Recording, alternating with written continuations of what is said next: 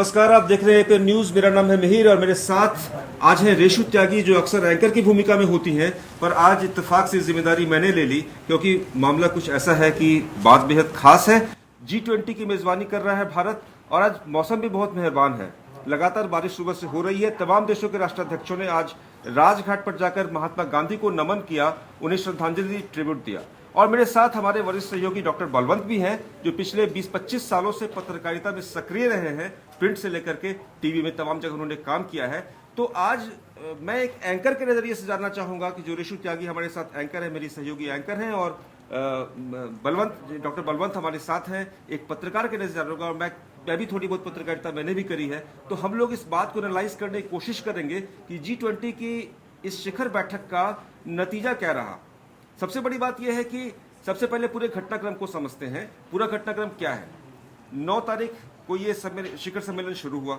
आज इसका बिल्कुल क्या कुछ हुआ एक बार वो हम अपने दर्शकों को बता देते हैं। तो भारत में G20 शिखर सम्मेलन का आयोजन किया गया है। इस मौके पर G20 देशों के दिग्गजों के अलावा भी कुछ अन्य देशों के नेता फिलहाल भारत आए हुए हैं और इन मेहमानों की खातिरदारी के लिए करीब 4,000 करोड़ से अधिक का खर्च भी हुआ।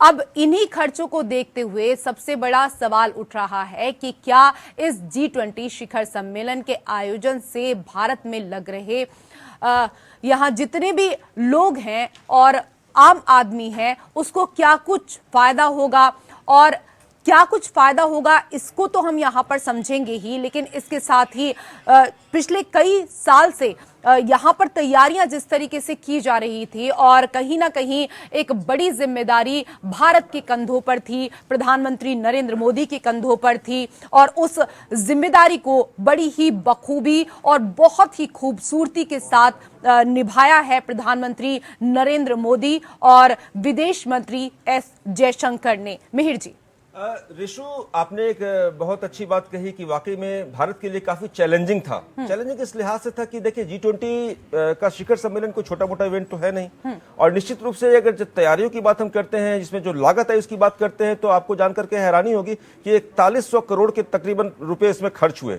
पर चलिए, इतने बड़े आयोजन में पैसे खर्च होते हैं वो भी बड़ी बात नहीं है, पर जिस सधे तरीके से भारत ने पूरी दुनिया के सामने एक पैगाम दिया कि हम इतना बेहतरीन आयोजन करने में सक्षम है। अच्छा, ऐसा नहीं कि कोई ये पहला राष्ट्रीय आयोजन नई दिल्ली के अंदर हुआ हो। इसके पहले हम लोग एशियाड से लेकर तमाम राष्ट्रमंडल खेलों और सबका हम लोग गवाह रह चुके हैं। इवन गुटनिरपेक्ष देशों का सम्मेलन भारत में हो चुका है। इसके अलावा सार्क देशों की समिट हो चुकी है। लेकिन ये पहला ओकेजन ऐसा था कि जब दुनिया की तमाम महाशक्तियां नई दिल्ली के अंदर थी, और नई दिल्ली के अंदर विमर्श का मुद्दा यह था कि one earth, one family, one future.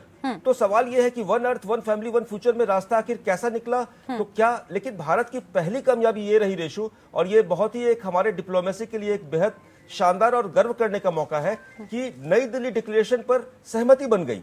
ये घोषणा पत्र क्या है? ये घोषणा पत्र दरअसल G20 देशों के राष्ट्राध्यक्षों का एक कमिटमेंट है कि भाई हम सब रजामंद हैं, हम सब एक सतत ग्रोथ के लिए, एक सतत विकास के लिए हम लोग हमेशा प्रयत्नशील रहेंगे। जो क्लाइमेट चेंज की चिंताएं हैं, जो आर्थिक व्यवस्था को लेकर के जो पूरी दुनिया में एक डिसबैलेंस है, उसको लेकर जो फिक्र है उसको दूर करने की कोशिश हुई। और रेशो, ये भी बता दूं कि इन तमाम कोशिशों के बावजूद मेजर कंसर्न इस बार था और मेजर चैलेंज भारत के लिए इस बात का था कि क्या नई दिल्ली घोषणा पत्र, जिसको न्यू दिल्ली लीडर्स डिक्लेरेशन के नाम से हम लोग जान रहे हैं, क्या उस पर रजामंदी होगी, क्या उस पर सहमति बनेगी? तो अच्छी बात है कि सहमति कल ही बन गई, तो निश्चित रूप से भारत के लिए एक विक्ट्री है। बिल्कुल, भारत के लिए एक विक्ट्री है। और बलवंत जी भी हमारे साथ हैं। बलवंत जी, अभी जैसे कि हम चर्चा कर रहे थे पैसों के खर्च होने को लेकर, तो हमारे यहाँ पर मतलब सब लोगों के पास इतना दिमाग है, खासतौर पर अगर प्रधानमंत्री नरेंद्र मोदी जी की बात करें तो देखिए वो तो गुजरात से आते हैं और गुजरात वाले जानते हैं कि 2 का 4 कैसे बनाना है।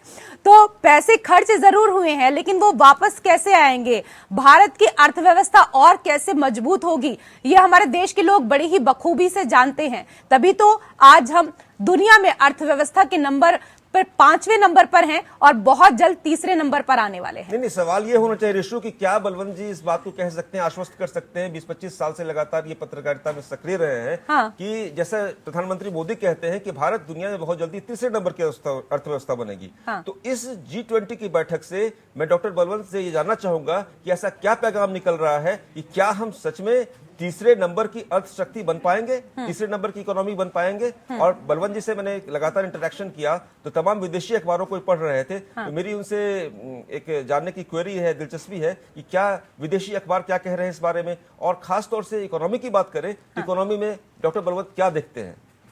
बिल्कुल, धन्यवाद। मैं ये बता दूं कि ये शिखर सम्मेलन में 20 देश जो स्थायी सदस्य हैं, अब तो 21 हो गए, साउथ अफ्रीका के ग्रुप जुड़ने के बाद वो 21 हो गया, जिसमें उस ग्रुप में 55 देश अलग से हैं जो अस्थायी सदस्य हो गए साउथ अफ्रीका। तो वो उसके जुड़ने के बाद जहां तक आर्थिक मामले की बात है तो निश्चित रूप से भारत को की बेहतर चीजें मिलेंगी, चूंकि पूरे दुनिया भर के राष्ट्राध्यक्ष आए थे और वो इस ग्रुप के वही सदस्य होते हैं जिनकी आर्थिक और जीडीपी जिनकी 85% हो। तो उस मसले पर अगर देखा जाए, उस मामले को लेकर देखा जाए तो यहाँ इन्वेस्टमेंट की व्यवस्था, इन्वेस्टमेंट लोग बहुत सारे राष्ट्राध्यक्ष हैं जो अपने अपने स्तर से यहाँ देखेंगे कि भारत में क्या निवेश की संभावना है।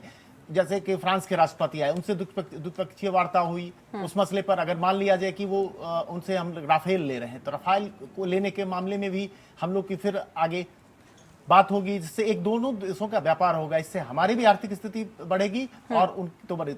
और उसी similar the case with US, America से हम लोग ड्रोन ले रहे हैं 9B, तो उस मसले पर भी हम सामरिक रूप से मजबूत हो रहे हैं और आर्थिक रूप से मजबूत हो रहे हैं। पूरी दुनिया की निगाहें भारत के व्यापार पर टिकी हुई है। सारे देश चाहते हैं अपने व्यापार का विस्तार भारत जैसे देशों में, समृद्ध देशों में। और मैं निश्चित रूप से कह सकता हूं कि जो ग्रोथ है, जो तेजी से विकास कर रहा है हर क्षेत्र में भारत, चाहे सामरिक हो, आर्थिक हो, तो निश्चित रूप से एक न एक दिन भारत की स्थिति बहुत मजबूत होगी और वो तीसरे। और भारत की स्थिति मजबूत हो चुकी है। और देखिए, हम हर स्तर पर, मिहिर जी, क्योंकि अभी जैसे राफेल और ड्रोन की बात यहाँ पर बलवंत जी कर रहे थे, तो ये तो बहुत बड़े स्तर की बात हो गई, लेकिन कहते हैं ना कि बूंद बूंद से ही घड़ा भरता है। तो हमने देखा कि भारत मंडपम के बाहर भी किस तरीके से बकायदा प्रदर्शनी लगाई गई, उसमें तमाम स्टेट में क्या कुछ हस्त कौशल की चीजें हैं वो भी लगाई गई। क्योंकि छोटी छोटी चीजें देखिए, जैसे राजस्थान की जो बंदेश के दुपट्टे हैं वो विदेशी मेहमानों को भाए, इसके साथ ही लाख की चूड़ियां जो है वो भी विदेशी मेहमान अपने साथ लेकर गए हैं। तो कहीं ना कहीं ये दिखाने की कोशिश की गई दिल्ली के भीतर ही कि हमारे राज्यों में कहाँ कुछ, कितनी ऐसी चीजें हैं और कितनी संभावनाएं भी हैं कि अगर आप लोग चाहते हैं तो कोई नया कारोबार हमारे राज्यों में स्थापित कर सकते हैं। देखिए, दरअसल होता क्या है कि सब कुछ सिंबल्स पे चलता है, चाहे राजनीति हो, चाहे राजनय हो, डिप्लोमेसी हो। इसमें एक बात बहुत महत्वपूर्ण रहती है कि आप किन सांकेतिक प्रतीकों का उपयोग करते हैं। तो उन सांकेतिक प्रतीकों के उपयोग की बात करें तो आपको याद होगा कल जब प्रधानमंत्री आगाज कर रहे थे G20 समिट का, तो उन्होंने 2500 साल पहले का हवाला दिया कि भाई एक स्तंभ है, उसमें प्राकृत में ये लिखा हुआ है और भारत विश्व कल्याण की बात शुरू से करता है। तो एक मैसेज था कि भारत की एक भूमिका है विश्व गुरु की पहले से रही है। और ये ऐसा नहीं कि ये भारत का नैसर्गिक हक है, ये भारत उस पोजीशन पर खुद को देख चुका है, खुद को मानता है और खुद उसी पोजीशन पर काबिज होना चाहता है। पर अच्छी बात यह रही कि आज आपने भी गौर किया होगा जब राजघाट पर बूंदाबांदी के बीच जब मौसम बेहद खुशगवार था, मोदी खुद वहां पर, पीएम मोदी वहां मौजूद थे, तमाम देशों के राष्ट्राध्यक्षों को शॉल उड़ाकर उनका स्वागत कर रहे थे। उस वक्त भी आपने गौर किया होगा कि एक तमाम जो राष्ट्राध्यक्ष थे वो आए और महात्मा गांधी अपने आप में एक सिंबल हैं इस पूरे दुनिया में। ग्लोबली उनसे बड़ा शायद सत्य, अहिंसा और शांति का इतना बड़ा कोई सिंबल नहीं होगा। तो महात्मा गांधी, भारत अपनी धरती से हमेशा इस बात का संदेश देता है कि भाई सबका साथ, सबका विकास, सबका प्रयास। ये बीजेपी का हालांकि एक चुनावी कैंपेन भी रहा है, पर ये भारत का राष्ट्रीय आयोजन था। और इसमें भी, इस मंच से भी प्रधानमंत्री ने, मोदी ने यही संदेश दिया कि सबका साथ, सबका विकास, सबका प्रयास। तो निश्चित रूप से इस G20 सम्मेलन के जरिए अगर मेरी नजर से आप जानना चाहें तो भारत का जो एक मैसेज गया है वो एक बहुत बड़ी कामयाबी है रेशु, यहां नहीं भूलना पड़ेगा। हाँ, कुछ चिंताएं भी थी कि क्या, जैसे हम लोग कल न्यूज रूम में डिबेट कर रहे थे तो हमारा सरोकार इस बात को लेकर था कि एक्चुअली हमने क्या गेन किया इससे। तो हमें काफी देर तक इस पर मंथन करना पड़ा कि सच में हमारी क्या उपलब्धि रही, क्या इसमें हमको एफडीआई बढ़ेगा, जैसा डॉक्टर बलवंत अभी बता रहे थे कि हाँ इसे कर, लेकिन कुछ चीजें होती हैं वो एक दावे होते हैं, उनका जमीनी मतलब कोई नहीं होता है। तो खैर ऐसे बड़े सम्मेलनों के दो संदेश होते हैं, एक संदेश जो प्रचारित किया जाता है और एक संदेश जो फाइनल प्रिंट्स में दिखता है। तो जो फाइनल प्रिंट्स का संदेश है जो बीच महीन अक्षरों में हम पढ़ सकते हैं वो ये कि भारत आज राजनयिक के मामले में, डिप्लोमेसी के मामले में एक वर्ल्ड क्लास कंट्री के तौर पर भारत ने अपनी एक ऐसी पोजीशनिंग की है जिसको आने वाला समय याद रखेगा। बिल्कुल आने वाला समय याद रखेगा। और देखिए ना कि शाम तक धीरे धीरे चीजें निकलकर बाहर आई कि आखिरकार भीतर हॉल में क्या हुआ, लेकिन जो चीजें हुई मिहिर जी आपको याद होगा कि हम सुबह में ही उनका जिक्र कर चुके थे। आपको याद होगा कि मैंने क्रिप्टो को लेकर भी आपसे जिक्र किया था कल। देखिए क्रिप्टो करेंसी को लेकर के तमाम चीजें, इसको लेकर के एक ऐसी कोई वैलिड करेंसी नहीं जिसको लेकर पूरे देशों में, तमाम देशों, दुनिया में इतने सारे देश हैं जहां एक तरह की नीति और एक तरह की पोजीशनिंग हो। देखिए हर देश की अपनी मुद्रा होती है, अमेरिका में डॉलर है, भारत में रुपया है, बांग्लादेश में रुपया है, नेपाल में कुछ और है। कहने का मतलब है कि क्या क्रिप्टो करेंसी को लेकर के एक ऐसी पॉलिसी आएगी, ये एक चैलेंज था। इस चैलेंज को लेकर के कमोबेश खुशी की बात यह है कि थोड़ी बहुत रजामंदी क्रिप्टो करेंसी को लेकर, एक पॉलिसी को लेकर के बनी है, पर लेकिन आगे आने वाले समय में क्या होगा ये कहना इस वक्त जल्दबाजी होगी। दूसरी सबसे बड़ी जो एक कंसर्न था इस बात को लेकर के था कि हम जिस सस्टेनेबल डेवलपमेंट की बात करते हैं, जिस इंक्लूसिव इकोनॉमी की बात करते हैं, उसमें कैसे क्या रास्ता निकलेगा। तो ये एक अच्छी बात है कि यहाँ पर ये ग्रोथ के इंजन को जो रफ्तार दे, उस तरह की तमाम सहमतियां बनी हैं जो घोषणा पत्र में वो चीजें रिफ्लेक्ट होंगी। जब उनका पूरा मसौदा आधिकारिक रूप से जारी होगा तो हम उसको भी एनालाइज करेंगे। पर अच्छी बात यह है कि दुनिया के फिक्र में, हालांकि ऐसा नहीं कि कार्बन उत्सर्जन को लेकर के या जलवायु परिवर्तन को लेकर पहले कोई चिंता नहीं रही थी, वो चिंताएं कई दशकों से बनी हुई हैं, लेकिन दिक्कत सिर्फ ये थी कि वो चिंताएं सिर्फ सम्मेलनों के घोषणा पत्रों तक सीमित रह जाती थी। तो यहाँ पर इस बात को लेकर हम खुश हो सकते हैं कि चलिए यहां पर इस चीज को, इस मुद्दे को एड्रेस किया गया, लेकिन असली चैलेंज होगा कि जिन मुद्दों को हमने यहां एड्रेस किया, जिसको न्यू दिल्ली घोषणा पत्र का, new Delhi declaration, leaders declaration का हमने हिस्सा बनाया, क्या उसको लेकर कोई ठोस कदम इसमें जो भागीदार देश हैं वो उठाएंगे? क्या इसको लेकर अमेरिका की कोई सीरियस पहल सामने देखने को मिलेगी, या फिर चीन की क्या नीति रहेगी इस पर, या फिर युद्ध में जिस तरीके से रूस उलझा हुआ है उसको लेकर क्या कोई रास्ता बन पाएगा, ये देखने की बात है। तो ठीक है, कई बार होता है कि हम लोग शब्दों में कह देते हैं, घोषणा पत्र जारी हो जाते हैं, बड़े बड़े वादे होते हैं, लेकिन उनको अमल करना, उनको इम्प्लीमेंट करना, रेशु, ये सबसे बड़ा चैलेंज होता है। तो यहाँ डॉक्टर बलवंत हमारे साथ बने हुए हैं, तमाम तजुर्बा इनके पास पत्रकारीय जिंदगी का रहा है। तो मैं इनसे जानना चाहूंगा कि क्या आप इस सम्मेलन को अगर एनालाइज करना चाहें तो क्या उपलब्धि आप सबसे बड़ी मानते हैं G20 की? मैं 3 मुद्दे पे बात करना भी चाहूंगा। सर्वप्रथम आपने ग्रीन एनर्जी की बात करी, उस पे जो मसौदा तैयार हुआ, उसके मतलब मसौदा तैयार होते ही उस पे $2.5 मिलियन यूके के प्रेसिडेंट ऋषि सुनक ने $2.5 बिलियन उन्होंने अलॉट कर दिया ग्रीन एनर्जी के लिए। दूसरी बात, अभी अमिताभ कांत जी जो शेरपा हैं, भारतीय शेरपा हैं, वो उनका मैं देख रहा था, यूक्रेन युद्ध पर 200 घंटे लगे उस पर फाइनल करने में जी। और एक मंच पर एकत्रित करने के, दुनिया के तमाम देशों को एक मंच, एक मत पर लाने के लिए उन्होंने कहा कि 200 घंटे लगे, तब जाके हस्ताक्षर हुआ जो अभी फाइनल घोषणा पत्र में आएगा, घोषणा पत्र में आएगा। जी। वो उस पर 200 आवर्स बलवंत जी, क्या ये चौंकाने वाली बात नहीं कि यूक्रेन पर तो ठीक है, जैसे मैंने भी देखा और तमाम लोगों से बातचीत की, तो यूक्रेन का जिक्र इस घोषणा पत्र में, न्यू दिल्ली डिक्लेरेशन में आया है 4 बार, ठीक है। और रेशु, यहाँ आप ये भी गौर करें कि यहाँ पर आतंकवाद का जिक्र भी 9 बार आया है। जी। सब कोई जानते हैं इस दुनिया में, ये कोई पहेली नहीं है, कोई राज नहीं, कोई रहस्य नहीं है कि भारत सबसे ज्यादा आतंकवाद से पीड़ित देशों में से एक रहा है।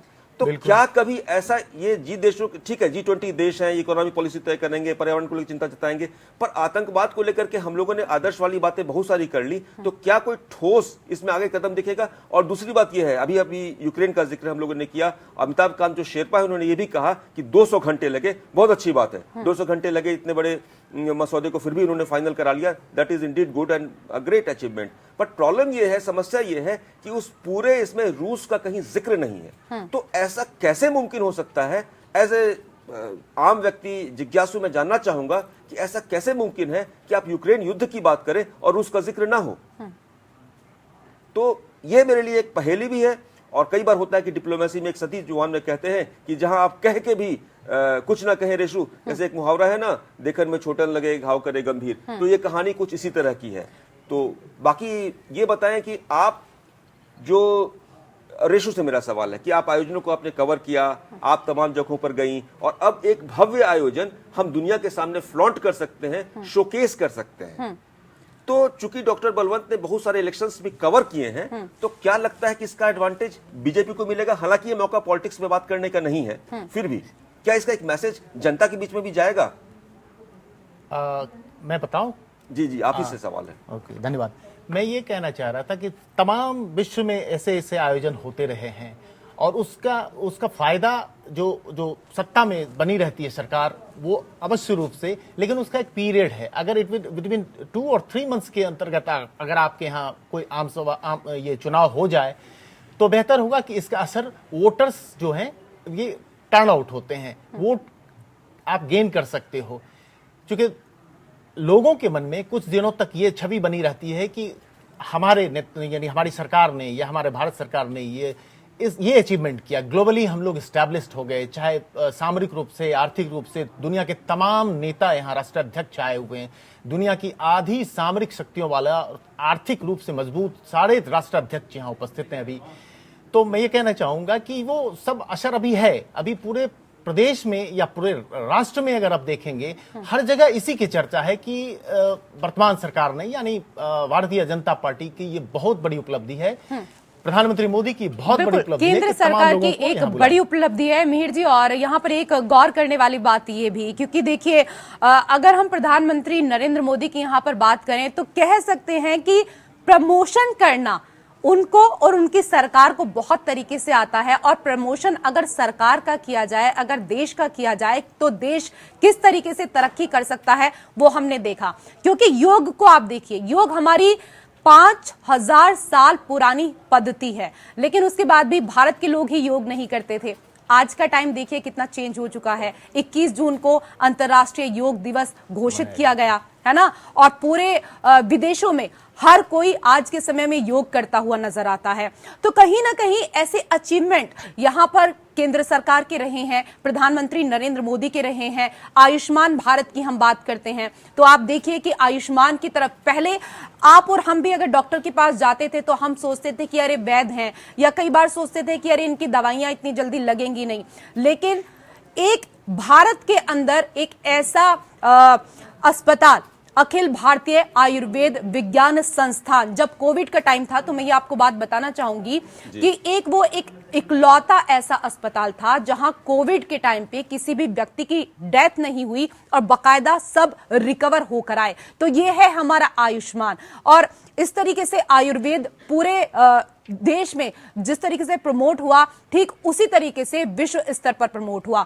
अब अगर हम यहां पर बात करें मिलेट्स को लेकर, मोटे अनाज को लेकर, तो कहीं ना कहीं ये सेहत के लिए तो बहुत सही है ही, इसके साथ ही जो विदेश के लोग हैं वो भी अगर मिलेट्स को अपनाएंगे और मिलेट्स यहां से विदेशों में जाएगा, तो जाहिर सी बात है कि हमारा जो इनकम सोर्स है वो और ज्यादा बढ़ेगा। कई और चीजें हैं, इन पर फिर कभी हम आपके साथ बैठकर चर्चा करेंगे, लेकिन फिलहाल यहां पर एक ब्रेक के लिए हमें रुकना होगा।